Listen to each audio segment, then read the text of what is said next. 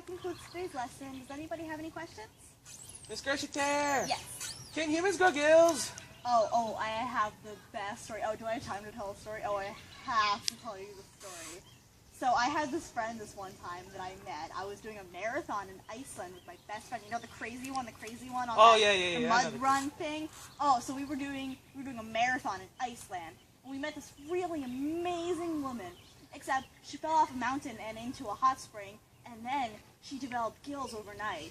Anyway, now she lives off the coast of Cape May. Oh, I have to bring her in sometime. Oh, okay. So that's the story. Wow, what a stupid question. Oh. You know what, Rob?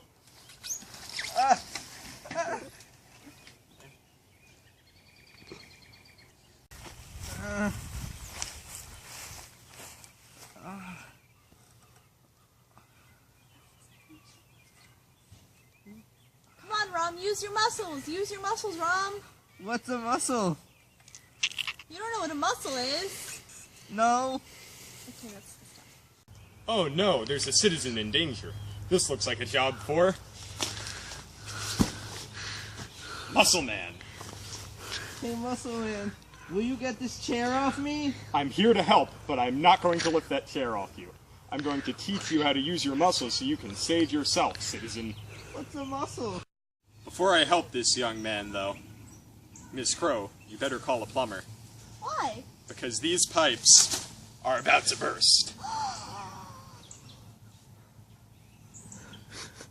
Sorry. Need to focus. I don't blame you.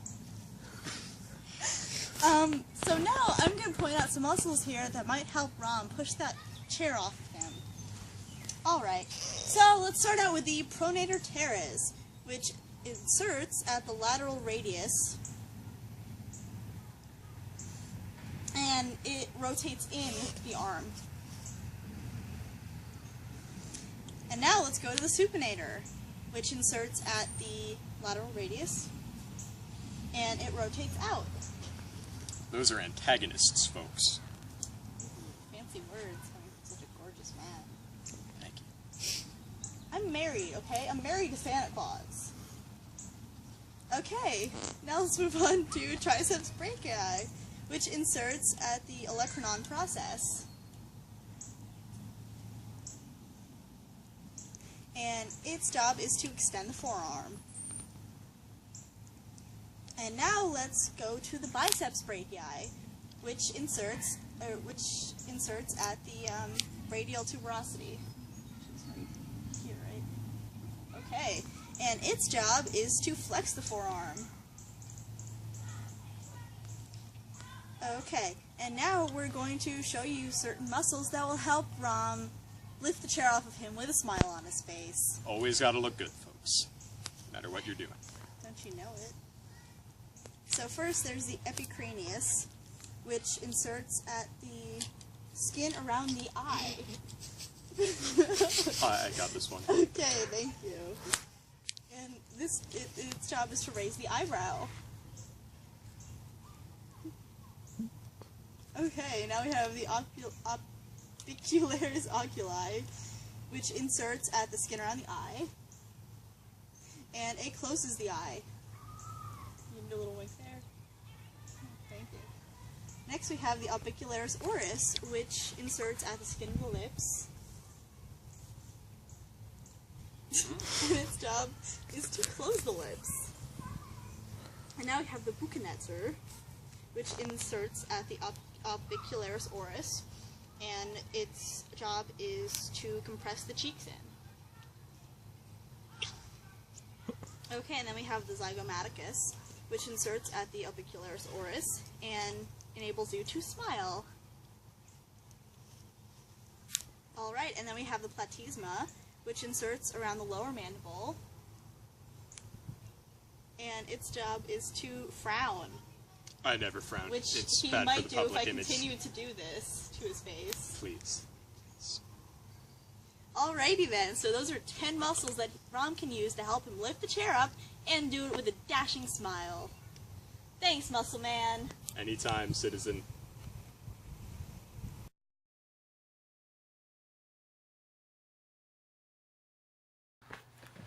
As we dive into the muscular system, you should be able to identify the three major types of muscles: skeletal muscle, smooth muscle, and cardiac muscle. Skeletal muscle is the most abundant type of muscle in the human body. Skeletal muscles are also known as voluntary muscles because you can control the movement of this type of muscle. What we would normally think of as the generic muscle, such as the biceps or the triceps, are actually skeletal muscles. These muscles attach to bones, move the skeleton, and are found in the arms, legs, or anywhere you can voluntarily move a body part. These muscles produce the movement of the skeleton under conscious control, maintains posture and body position, supports soft tissues, guards entrances and exits, and maintains body temperature.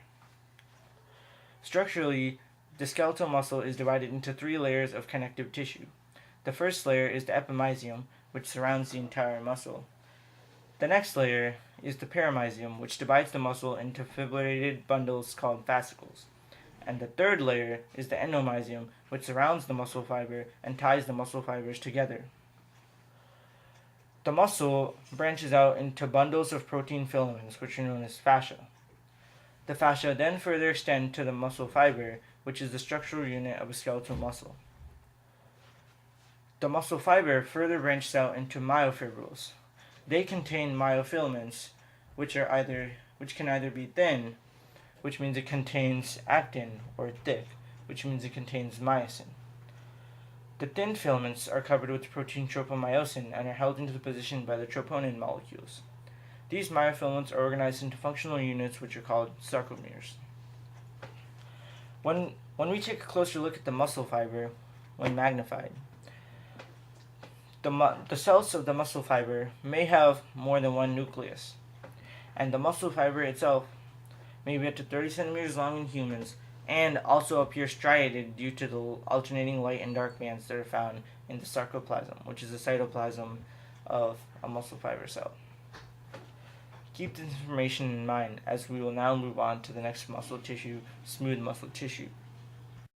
Cardiac muscle tissue, as you can see here, can only be found within the walls of the heart. The basic function of these muscles is to pump blood throughout the heart.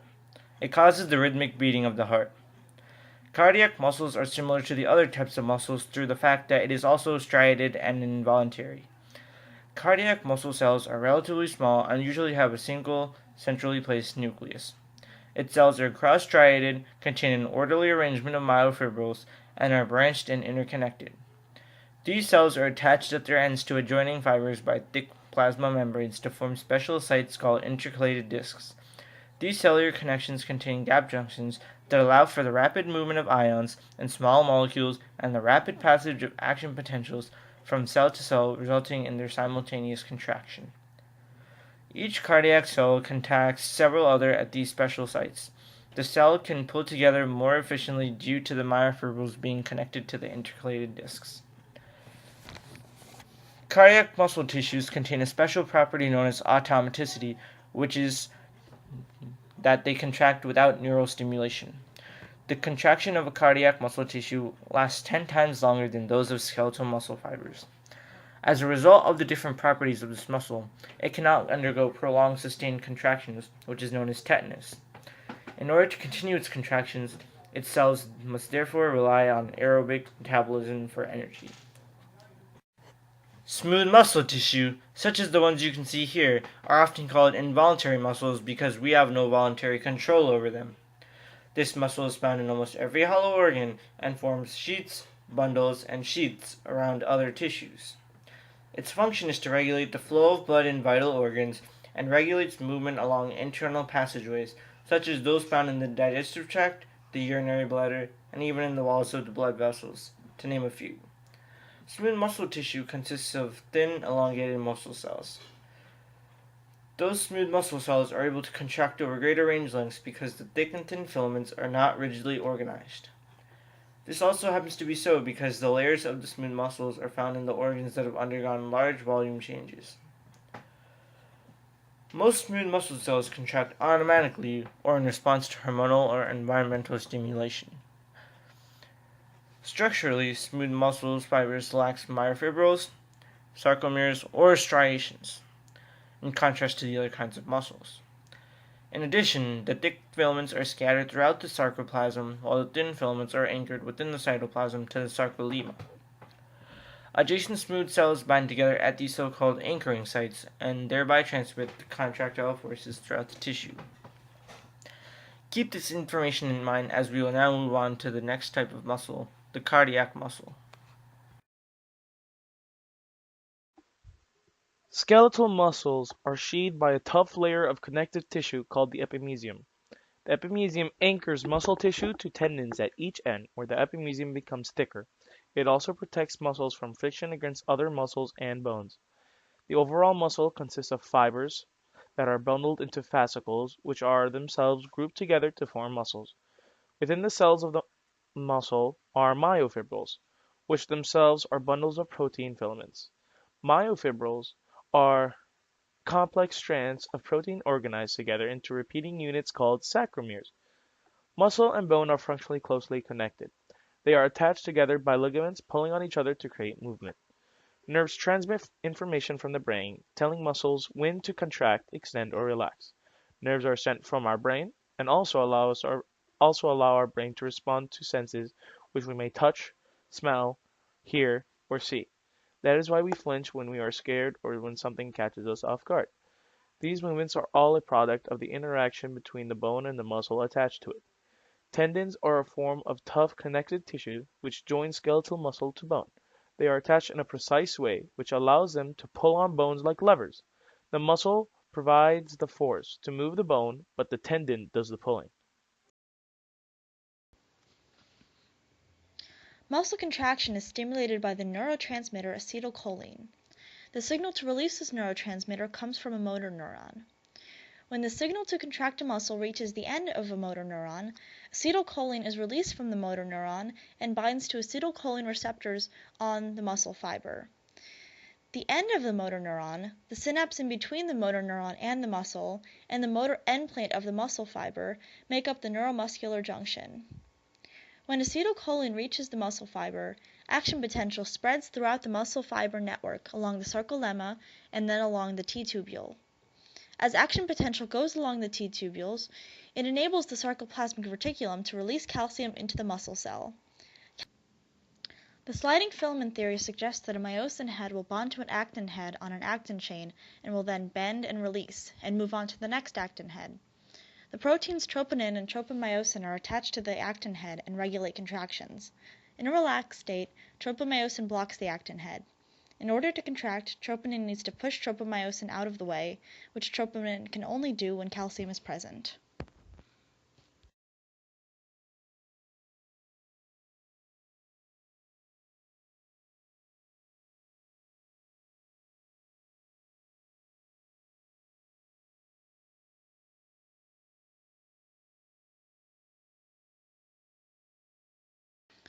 One anatomical system that is greatly intertwined with the muscular system is the nervous system, in particular the peripheral nervous system. The peripheral nervous system is comprised of two parts, the somatic and the autonomic.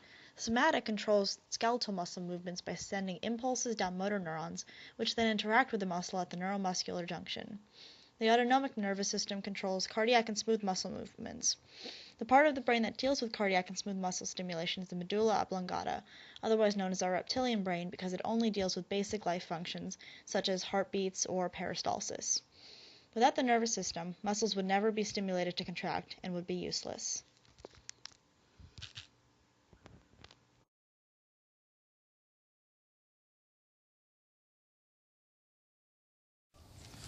Now that you know how to use your muscles, Rom, get yourself out from under that chair. Okay. You can do it! Go, Rom! Go, Rom! Yes! You did it! Great job, citizen. Thanks.